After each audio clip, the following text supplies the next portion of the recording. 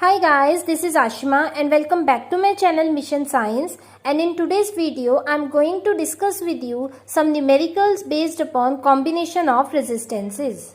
So let's start with the numericals. The first numerical is find the net resistance between the points A and B in the circuit shown below. देखो हमें ये circuit given है, इसमें different resistors connected हैं series and parallel combination में. हमें क्या करना है, ए एंड बी के अक्रॉस नेट रेजिस्टेंस को फाइंड आउट करना है. तो देखो जब भी ऐसा क्वेश्चन होता है जो वन साइड से ओपन होता है और वन साइड से क्लोज होता है, तो हमेशा हमें यहाँ पीछे से स्टार्ट करना होता है.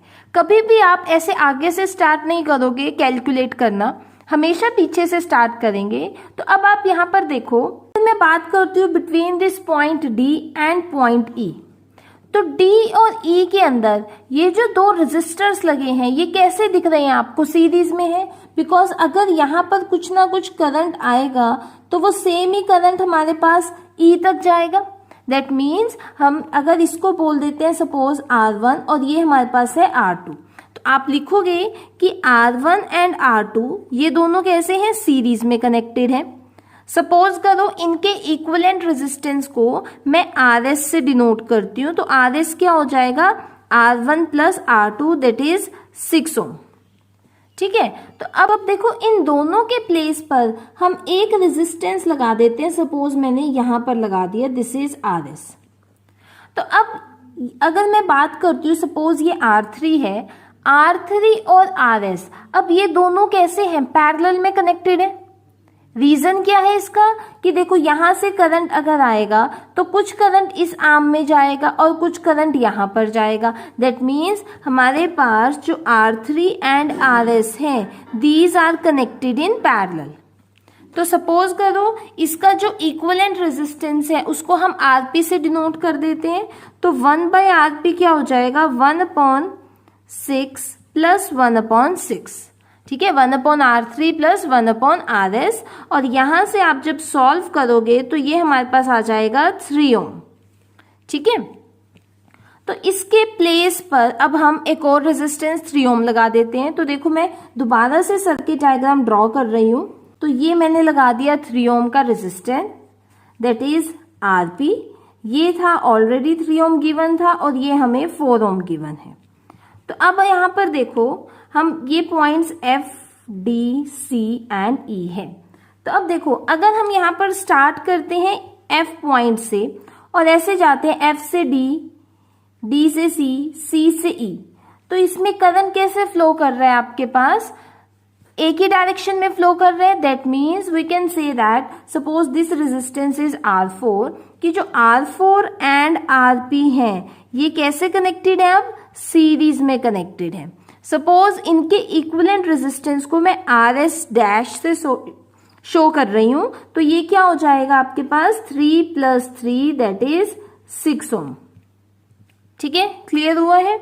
तो अब इन दोनों के प्लेस पर एक और रेजिस्टेंस लग जाएगा मेरे पास 6 ओम का, तो वो कुछ यहां पर लगेगा, दिस इज 6 ओम रेजिस्टर. तो अब ये दोनों कैसे हो गए, पैरेलल में कनेक्टेड हो गए. तो यहां से हमारे पास जो R इक्विवेलेंट आएगा 1/R equivalent will be 1/6 plus 1/4. Right, तो यहां से आप सॉल्व करोगे, R equivalent will comes out to be 2.4 ओम.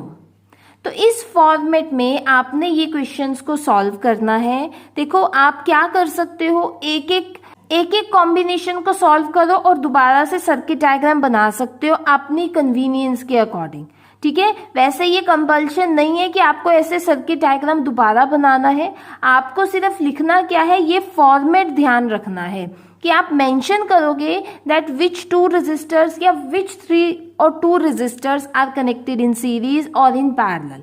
उसके कॉरस्पॉन्डिंग आप क्या क्या वैल्यूज फाइंड आउट कर रहे हो, स्टेप बाय स्टेप क्वेश्चन करोगे. अगर आप डायरेक्ट लिख दोगे कि 3 प्लस 3 करके 6 आ गया और कुछ मेंशन नहीं किया कि कौन सा सीरीज में कौन सा पैरेलल में, आपको उसके मार्क्स नहीं मिलेंगे.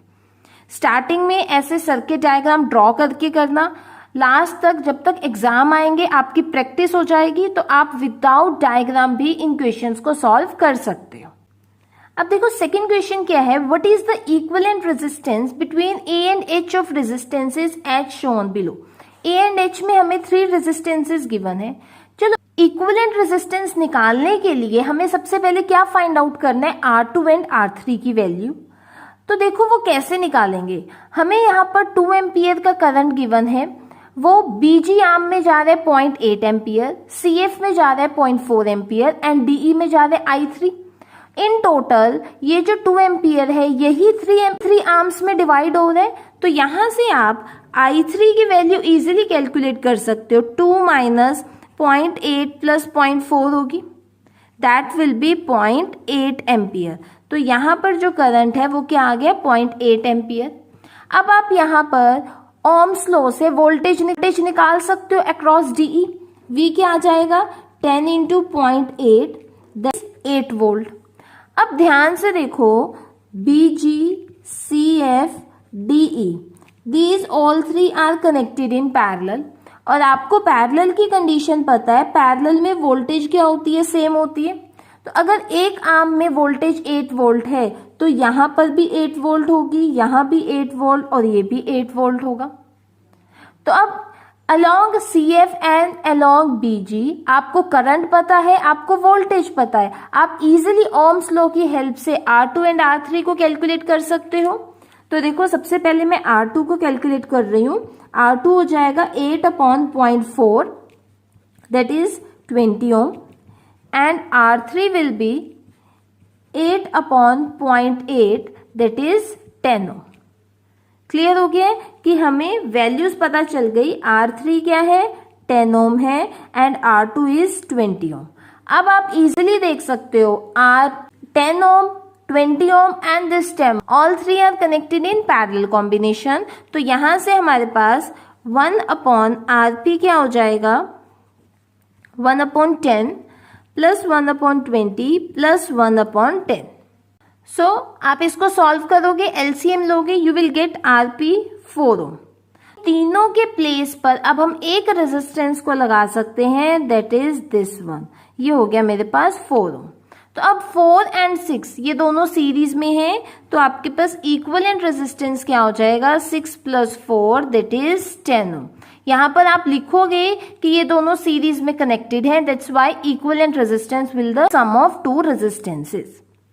तो क्लियर हो गया इस फॉर्मेट का भी क्वेश्चन आपको, कि अगर रेजिस्टेंसेस गिवन नहीं है लेकिन करंट्स गिवन है, उसकी हेल्प से भी आप रेजिस्टेंसेस को कैलकुलेट कर सकते हो। Now next question is find the resistance between the points A and B, A and C of the network shown below। तो सबसे पहले देखो A and B के बीच में हम रेजिस्टेंस को फाइंड आउट करते हैं। तो देखो अगर हम A and B की बात कर रहे हैं तो A and B के लिए सर्किट ये बनेगा, सिर्फ A and B arms included होंगी, उसमें DC आर्म इंक्लूड नहीं होंगी।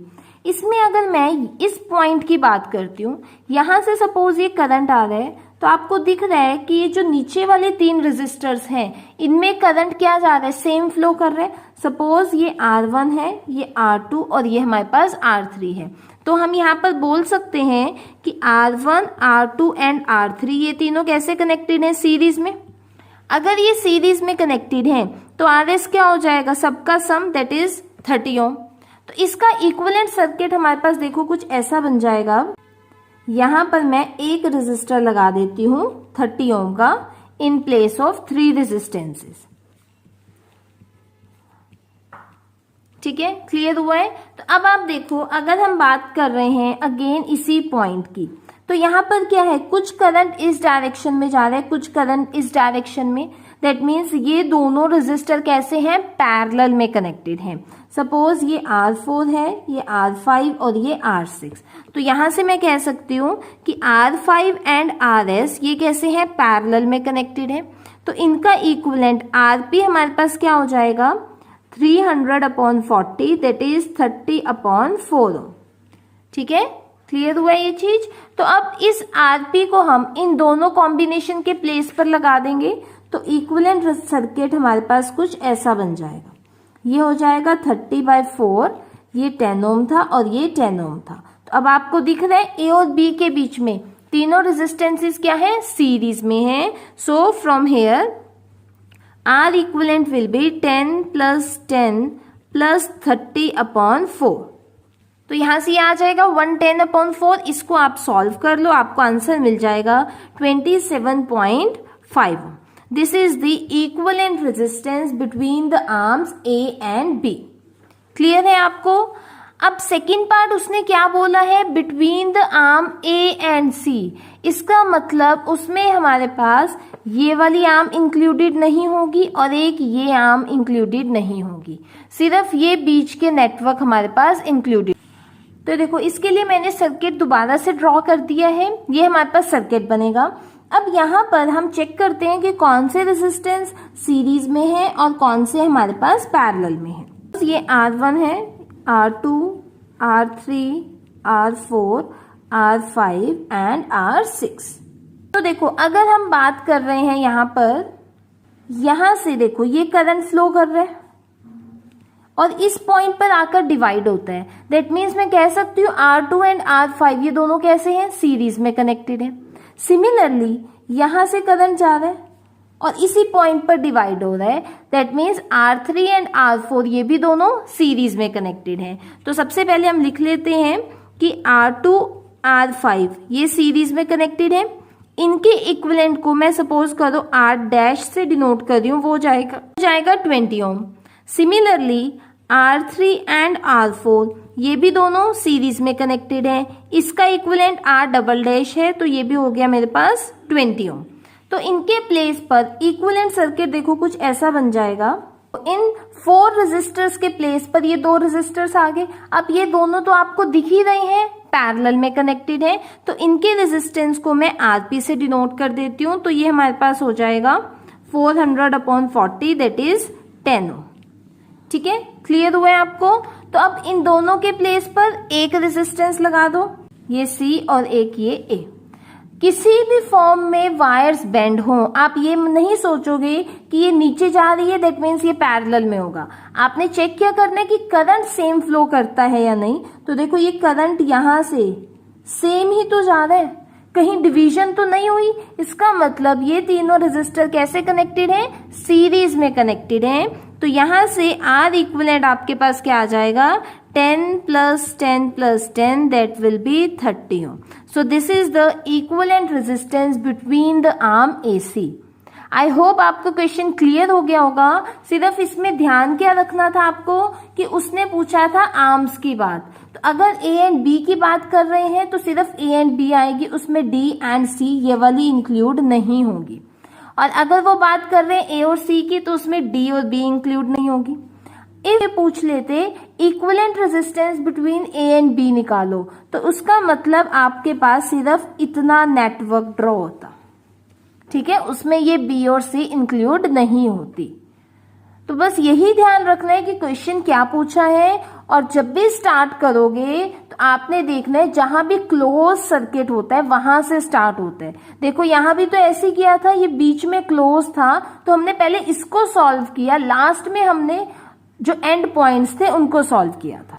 नेक्स्ट क्वेश्चन देखो क्या है, अब calculate the current shown by the ammeter in the circuit diagram.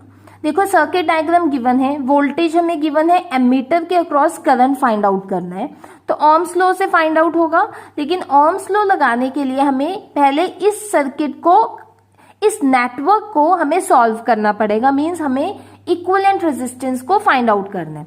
तो इस नेटवर्क को मैंने दोबारा से रीड्रॉ किया है ऐसे। देखो ये कैसे ड्रॉ हुआ है, आपको दिखाई दे रहा है। अगर मैं इन दो, यह एक इंटरसेक्शन पॉइंट है, यहाँ पर ये दो रेजिस्टेंस कैसे हैं, पैरेलल में कनेक्टेड। सिमिलरली ये दोनों भी पैरेलल में है और अल्टीमेटली वो एक कॉमन पॉइंट से कनेक्टेड हैं। तो इसलिए मैंने इसको दोबारा से रीड्रॉ किया है इस फॉर्मेट में। ये दोनों पैरेलल में, ये बीच का कनेक्शन पॉइंट और फर्दर ये दोनों पैरेलल में कनेक्टेड हैं। तो सबसे पहले हम सेंटर में जो प्रेजेंट है रेजिस्टेंसेस, इसके नेटवर्क को सॉल्व करते हैं। तो ये कैसे है, पैरेलल में कनेक्टेड है। तो यहाँ पर हम ये बोल सकते हैं कि इनके अक्रॉस जो सपोज करो इक्विवेलेंट रेजिस्टेंस को मैं R डैश से डिनोट कर रही हूँ और इसके अक्रॉस R डबल डैश से। तो यहाँ पर जो R डैश है वो हमारे पास क्या हो जाएगा, 100/20 दैट इज 5 ohm. Similarly R double dash भी क्या होगा, 100/20 दैट इज 5 ओम। ठीक है, यहाँ पर मैं डायरेक्ट रिजल्ट कैसे लिख रही हूँ, वैसे तो रिजल्ट क्या होता है हमारे पास पैरेलल के लिए R equivalent is 1/R1 plus 1/R2। जब भी दो रेजिस्टेंसेस कनेक्टेड होते हैं पैरेलल में तो उनका आप डायरेक्ट रिजल्ट भी यूज कर सकते हो, RP is R1 R2 upon R1 plus R2। ये रिजल्ट सिर्फ दो रेजिस्टेंसेस के लिए एप्लीकेबल है, 3 में एप्लीकेबल नहीं होगा। मीन्स आपको ऐसे करने की नीड नहीं है कि पहले रेसिप्रोकल लो, LCM सॉल्व करो और फिर उसको इन्वर्ट करो। डायरेक्ट आप ये फॉर्मूला भी अप्लाई कर सकते हो। यहाँ पर मैंने यही फॉर्मूला अप्लाई किया है। तो देखो अब इसके प्लेस पर एक 5 ओम लग जाएगा और इसके प्लेस पर भी एक 5 ओम। दोनों में एक कॉमन पॉइंट है, दैट मीन्स ये दोनों कैसे कनेक्टेड हो जाएंगे, सीरीज में हो जाएंगे। हम बोल देंगे R डैश और R डबल डैश कैसे हैं, अब सीरीज में है। इनके इक्विवेलेंट को मैं डिनोट कर देती हूँ RS से, तो वो क्या हो जाएगा 10 ओम। ठीक है, तो अब इसके कॉरेस्पॉन्डिंग हम इक्विवेलेंट सर्किट ड्रॉ कर लेते हैं, तो वो कुछ ऐसा बनेगा। यहां पर अब क्या होगा, ये जो तीनों रेजिस्टेंसेस हैं, now these 3 resistances are connected in parallel combination. देखो ऐसा ही है, ये 10, 10 एंड 10 तीनों कैसे हैं, पैरेलल में कनेक्टेड हैं। तो यहां से 1/R इक्विवेलेंट आपके पास आ जाता है 1/10 प्लस 1/10 प्लस 1/10। ठीक है, सो 1/R equivalent will B 3/10। That means यहां से R इक्विवेलेंट क्या आ गया आपके पास 10/3 ओम। तो R इक्विवेलेंट है, वोल्टेज आपको 12 वोल्ट दी है। आप इजिली करंट को फाइंड आउट कर सकते हो। करंट क्या हो जाएगा V/R, दैट इज 12/10 इंटू 3। तो यहां से करंट आ जाता है 3.6 एम्पियर। क्लियर हो गया क्वेश्चन। सिर्फ नेटवर्क को ध्यान से देखना है कि नेटवर्क को आप इजिली ड्रॉ कैसे कर सकते हो। सो आई होप आपको आज के क्वेश्चंस क्लियर हो गए होंगे।